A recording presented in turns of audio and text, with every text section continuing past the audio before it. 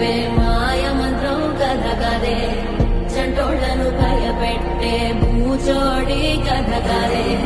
తాత ముత్తాతమ్మల భూతాల కథ కదే విక్రమాదిత్యుడు చెప్పిన వేదాళుడి కథ కదే దీపము నుండి దెయ్యం వచ్చే అల్లా బుద్ధి కథ కాదే ఇది ముడత చర్మం ముసలి చెప్పే కథ లాంటి నిజమేలే